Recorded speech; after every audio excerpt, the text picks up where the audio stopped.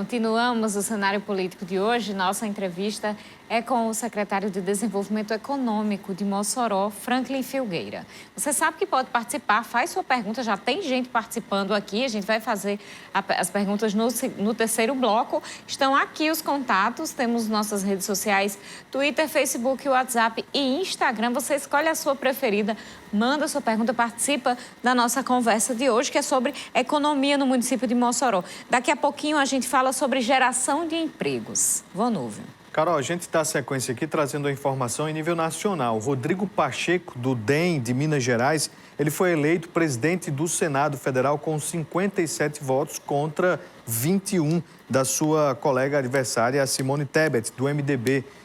O mandato de Pacheco para presidir o Senado tem duração de 2 anos.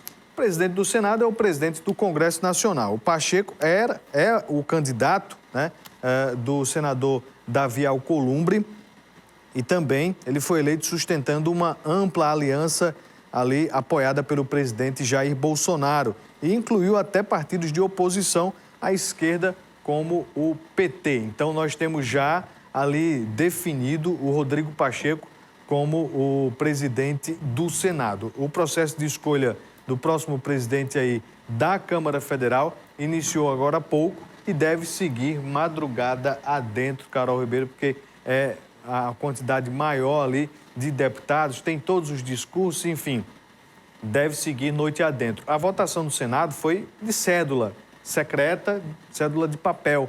A votação da Câmara Federal é uma votação de forma eletrônica, mas o que demora é esses discursos todos que os candidatos vão fazer, cada um tem um tempo definido, então vai seguir aí possivelmente durante a madrugada. E vindo aqui para Mossoró, a Praça Rodolfo Fernandes, que fica no centro de Mossoró, amanheceu com uma faixa pedindo saída do presidente Jair Bolsonaro, que hoje está sem partido. Há também cruzes na grama em referência às vítimas fatais da Covid-19. O ato simbólico foi organizado pelas centrais sindicais, CUT, CTB, Conlutas, Intersindical e pelas frentes Frente Brasil Popular e Frente Povo Sem Medo. As cruzes foram fixadas no dia em que o Brasil deve chegar à marca de 225 mil mortes por Covid-19. O ato realizado nesta segunda, 1º de fevereiro, soma-se aos inúmeros protestos que acontecem em todo o país pelo impeachment do presidente da República, o Jair Bolsonaro. Carol. Pois é, tá aí. Chamou a atenção realmente de quem passava ali pelo centro. Essas fotos, elas foram cedidas e aconteceram protestos, como o Ronaldo já disse, em todo o país. Esse debate do impeachment do presidente Jair Bolsonaro ganha um pouquinho mais de força. A oposição vem falando sobre o assunto, principalmente dentro dessa pauta da eleição no Congresso Nacional, mas fato é que não há uma disposição política para que seja tirado da gaveta todos os processos aí com pedidos de impeachment do presidente Jair Bolsonaro.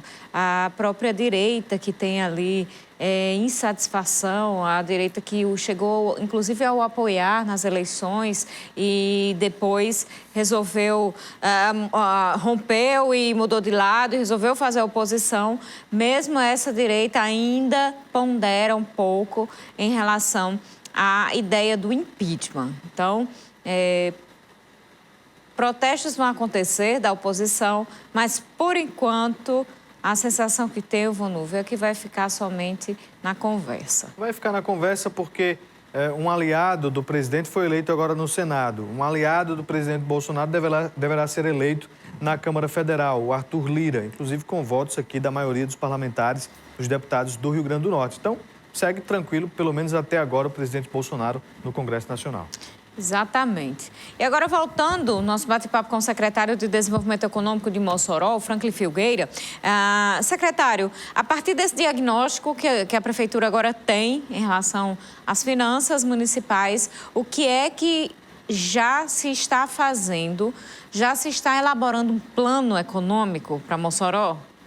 Sim, já se está fazendo, né? Na verdade, com a própria regulamentação do IPTU, né, com os descontos, as campanhas de arrecadação, a Prefeitura já começou a agir em cima desse diagnóstico, né? Nós, logo quando tomamos a conhecer os primeiros números, né, que indicavam que o passivo que teríamos que honrar era bem maior do que o que imaginávamos, já começaram a acontecer algumas ações.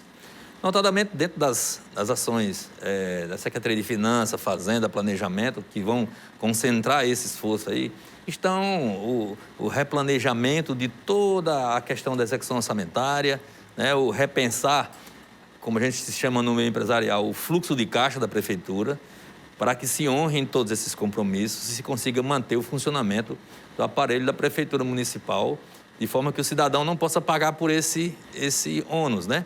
Na verdade, se acumularam dívidas ao longo do tempo e essa dívida agora ela já consome bem mais do que o orçamento de um ano. Quando a gente vê no noticiário, por exemplo, alguém falando que a dívida do país é 100 e X% do PIB, né? Que ela fica ficando ingovernável, a nossa já é maior do que o orçamento. Nosso orçamento tem em torno de 650 milhões de reais, uma dívida de 855 milhões, não precisa dizer muita coisa, são 200 milhões de diferença, um terço a mais, vamos dar beirando em torno de 130% do orçamento de um ano. Então, daí o cidadão precisa ter uma noção do esforço que vai ser necessário para equacionar tudo isso. Foi detalhada a dívida, né, no encontro que teve semana passada, né, com fornecedores, dívidas de bancos, restituições, até mesmo com o abatedouro frigorífico, ali também dívidas da saúde e INSS, mas o que a gente sempre recebe aqui de quem está em casa nos acompanhando é sobre o servidor público municipal. Semana passada a Prefeitura pagou ali o mês de janeiro com com toda a remuneração, inclusive o 13º dos aniversariantes do mês de janeiro, né? E o que falta agora é o restante do 13º de 2020, né? E também uma complementação salarial. Deu algo em torno aqui de 16 milhões e 700 mil reais essa dívida. Quando é que a Prefeitura e como é que o Poder Executivo Municipal vai pagar essa que é uma dívida mais urgente? É importante que o cidadão entenda uma coisa. Dentro da execução orçamentária de um ente público, como é a Prefeitura de Mossoró, existe uma série de regramentos. Não dá para simplesmente o prefeito Alisson Bezerra resolver, se tivesse os recursos disponíveis, resolver fazer o pagamento sem respeitar o trâmite legal, né? Para o cidadão entender, essa dívida de 16 milhões diz respeito ao ano passado, exercício orçamentário do ano da gestão anterior, né, o ano passado. Então, o que é que aconteceu? Tudo isso estava liquidado. Liquidado é assim, na fase final, onde você compromete as verbas orçamentárias para que elas sejam pagas, né? Então, esse comprometimento de verbas deveria incidir sobre o orçamento ainda de 2020. Mas, para surpresa nossa, na véspera do encerramento do ano, a gestão anterior da Prefeitura de Mossoró cancelou as liquidações orçamentárias, ou seja, deixou esses pagamentos sem nenhum vínculo com o orçamento de 2020. E é um compromisso que a Prefeitura tem, só que não tem essa previsão no orçamento de 2021. Então, a Prefeitura tem que fazer todo o processo de reempenho, nova liquidação para poder fazer o pagamento. Mas não tem a rubrica, não está previsto isso no orçamento. Então, a gente tem um problema que está sendo contornado. Nos próximos dias, a Prefeitura vai se pronunciar sobre isso com segurança para poder quitar esse passivo que é preocupação nossa, prioritária dentro da administração municipal. Nós temos aqui aquela nota que logo em seguida da coletiva realizada pela Prefeitura foi divulgada pela equipe da gestão anterior, a gestão da ex-prefeita Rosalba Ciarline. E entre as contestações que eles apresentaram no texto que foi divulgado à imprensa, eles dizem que a atual gestão colocou recursos de crédito que sequer foram recebidos ainda como dívida e parcelamentos que estão em dia e passivos de décadas como se fosse dívida contraída da gestão anterior. E aí entra também a questão da Previ e do Finisa, que são parcelamentos e empréstimos que estão aí já, negociados.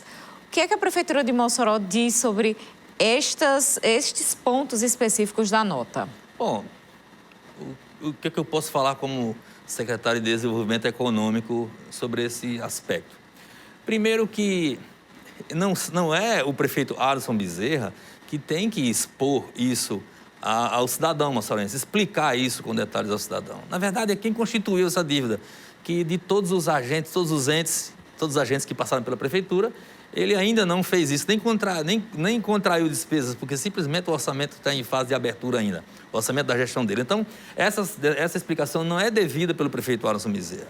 Quem deveria explicar justamente na nota, né, devia explicar por que esses números são tão grandiosos e estavam assim, escondidos, né, assim, a gente não tinha acesso.